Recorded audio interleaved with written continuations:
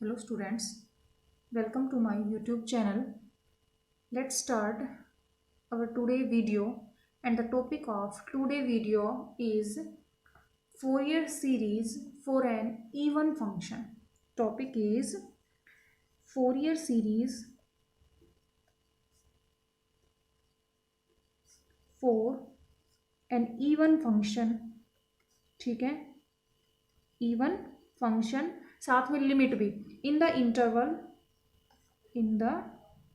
Interval और interval क्या लिया है -पाई टू +पाई। ठीक है, देखो आपको क्या करना है, बाद में नाम देंगे कि कौन सी होगी, कोसाइन होगी या साइन सीरीज। ठीक है, वो चेक करके देखेंगे, मतलब लास्ट में जो रिजल्ट आएगा उससे देखेंगे। हम क्या कर रहे हैं, हम कर रहे हैं Fourier series of an even function. ठीक है, और इंटरवल हमेशा देखना पड़ेगा। इंटरवल क्या है, -पाई टू +पाई। ठीक है, तो देखो इसके लिए क्या कंसीडर करना पड़ेगा आपको, कोई एक फंक्शन, कैसा फंक्शन, इवन फंक्शन। तो लिखेंगे लेट अस कंसीडर, क्या लिया हमने, एक इवन फंक्शन लिया। Let us consider N even function, कोई इवन फंक्शन क्या लिया, f(x). अगर ये इवन फंक्शन है तो इसका मतलब क्या होगा कि आपका जो f(x) है वो किसके इक्वल रहेगा, f ऑफ -x के। मतलब x को -x से रिप्लेस कर दो और फिर भी दोनों वैल्यू क्या रहे, इक्वल रहे, तो वो फंक्शन कैसा होता है, इवन फंक्शन। इससे पहले वाली वीडियो में आप समझ चुके हैं ये चीज़ें।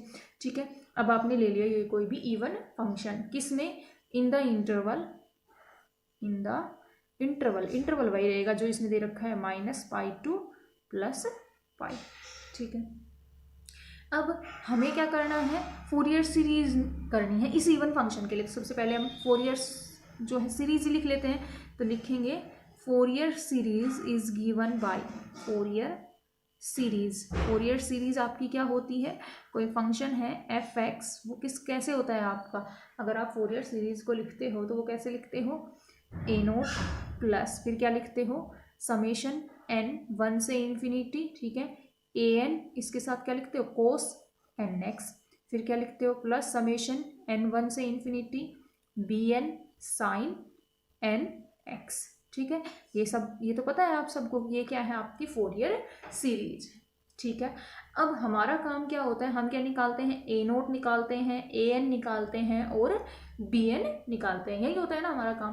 तो देखो सबसे पहले हमें क्या निकालना होता है, a0 कैसे निकालते हो, पहले आप देखो a0 कैसे निकालते थे, डायरेक्ट मैंने बता दिया था ना लास्ट में रिजल्ट की कैसे निकाला जाता है a0। आप क्या करते हो, जस्ट इंटीग्रेशन करते हो, लिमिट्स क्या होती हैं जो दे रखी हो, -पाई से +पाई, और उस फंक्शन का, दैट इज f(x) dx। यही होता है ना, a0 निकालने का क्या फॉर्मूला था, उस कंप्लीट इक्वेशन को इंटीग्रेट करते, मतलब रिजल्ट क्या आता था आपका, just integration of function between the limits, और फिर क्या करते थे, इस लिमिट का डिफरेंस निकालते हो, upper limit minus lower limit. देखो पाई इधर निकाल देती हूँ मैं पाई माइनस पाई, तो डिफरेंस कितना आ गया आपका, 2पाई। ठीक है, यही करते थे। फिर क्या कर लेते थे, जस्ट इसका रेसिप्रोकल, तो आपकी a0 की वैल्यू क्या होती थी, 1/2पाई इंटीग्रेशन -पाई से +पाई f(x) dx। ये f(x) क्या है, जो फंक्शन आपको दे रखा है। ठीक है, यही होता था ये f(x). अब देखो यहाँ पे आपको फंक्शन कैसा दे रखा है, इवन फंक्शन।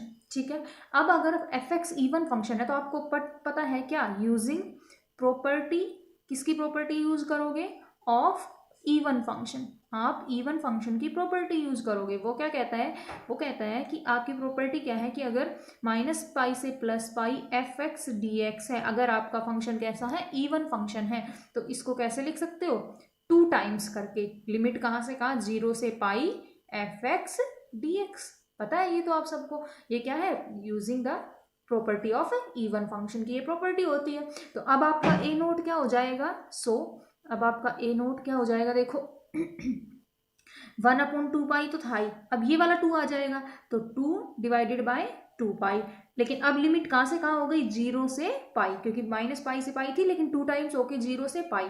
ठीक है, और यहाँ पे फंक्शन f(x) dx, 2 से 2 कैंसिल, तो अब आपका a0 क्या आ गया भाई, आपका a0 आ गया 1/पाई इंटीग्रेशन 0 से पाई f(x) dx, इक्वेशन 2। ठीक है, a0 आ गया। इवन फंक्शन के लिए। नेक्स्ट काम क्या होता है, आप क्या निकालते हो, ए एन निकालते हो, है ना। और ए एन का फॉर्मूला क्या था, लिखो, ए एन फॉर्मूले यूज कर रहे हैं डायरेक्ट, इसमें निकाल के दिखाने की जरूरत नहीं है, ठीक है ना, क्योंकि आप पहले निकाल चुके हो। ओके, अगर पेपर में भी आती है साइन सीरीज या फिर कोसाइन सीरीज या Fourier series of even function या ऑड फंक्शन, तो ऐसे ही प्रोसीजर करोगे, ठीक है। ऐसा नहीं है पहले ए नोट निकालोगे फिर ए एन फिर बी एन, नहीं, ऐसा कुछ नहीं करोगे, ठीक है। वो डायरेक्ट फॉर्मूला यूज करोगे। तो ए एन का फॉर्मूला क्या होता था, आप क्या करते थे, इंटीग्रेशन तो वही करते थे, लिमिट माइनस पाई से प्लस पाई फंक्शन होता था। अब फंक्शन के साथ क्या आता था, यहाँ पे क्या है, कोस एन एक्स है, तो यहाँ पे भी क्या आता था आपका, कोस आता था, लेकिन एन की जगह मान लो कोई वेरिएबल चेंज हो जाता था, क्या हो जाता था, एम एक्स, ठीक है, कोस एम एक्स और डी एक्स। और देखो यहाँ पे क्या आता था, जो आपका डिफरेंस था उन लिमिट्स का, उसको 2 से डिवाइड कर देते थे। 2 से डिवाइड करने के लिए बाद क्या बचा, सिर्फ पाई और उसका रेसिप्रोकल, तो यहाँ पे क्या आ जाता था, 1/पाई, ये आता था ना ए एन में। तो ठीक है, हो गया यहाँ तक। अब देखो, अब आपका फंक्शन कैसा है, देखो यहाँ पे एफ एक्स कैसा फंक्शन है आपका, इवन, क्यों, इसने दे रखा है कि हमें सीरीज किसके लिए निकालनी है, इवन फंक्शन के लिए निकालनी है। तो एक बात तो कंफर्म हो गई, ये फंक्शन तो कैसा है आपका, इवन फंक्शन है, ठीक है। अब कोस, जब आपने इवन और ऑड फंक्शन पढ़े तो मैंने बताया, देखो कोस और साइन का तो हमेशा याद रखना, क्योंकि ये तो ऑलमोस्ट यूज होता है। कोस फंक्शन कैसा फंक्शन है आपका, इवन फंक्शन, ये भी एक इवन फंक्शन और ये भी एक इवन फंक्शन। दो इवन फंक्शंस की प्रोडक्ट कंप्लीट फंक्शन कैसा बन गया, एक, इसको कंप्लीट को अब एक फंक्शन मान लो, ये क्या बन गया, कंप्लीट इवन फंक्शन, है ना। दो इवन फंक्शंस की प्रोडक्ट क्या देती है, एक इवन फंक्शन। फिर से किसकी प्रॉपर्टी यूज कर लोगे, using the property of even function, यही प्रॉपर्टी यूज करोगे, तो ये क्या हो जाएगा, आप इसको लिखोगे यहाँ पे, यूजिंग प्रॉपर्टी किसकी, ऑफ इवन फंक्शन, ठीक है। इवन फंक्शन की प्रॉपर्टी फिर से यूज की, तो ये क्या हो जाएगा, 2 बाहर upon pi, limit minus pi से, सॉरी, लिमिट कहाँ से कहाँ हो जाएगी अब, 0 से पाई, है ना, क्योंकि आपने क्या कर दी, प्रॉपर्टी यूज कर दी, तो लिमिट कहाँ से कहाँ, 0 से पाई, इसीलिए तो 2 बाहर आ गया। यहाँ पे क्या बचेगा, F x cos m x D x, ये आपका क्या आ गया, ए एन आ गया, ए एन। इक्वेशन नंबर 3, क्योंकि आपको फोरियर सीरीज निकालने के लिए सिर्फ कौन सी ये चाहिए थे, ए नोट चाहिए था, ए एन चाहिए था, बी एन।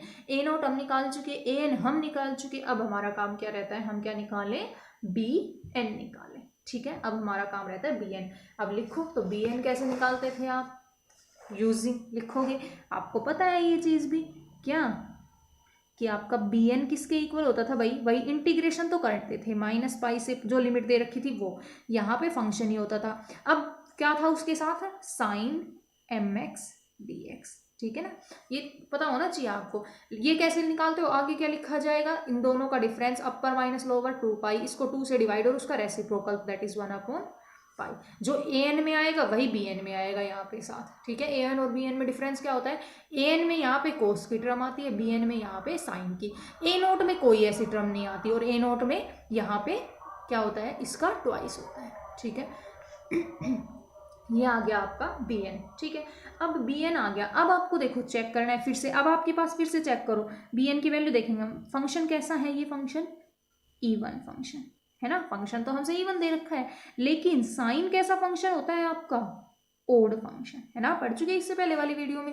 फंक्शन कैसा है, ओड, ये कैसा है, इवन। और एक इवन और एक ओड की प्रोडक्ट आपको कैसा फंक्शन देगी, एक ओड फंक्शन देगी, ठीक है।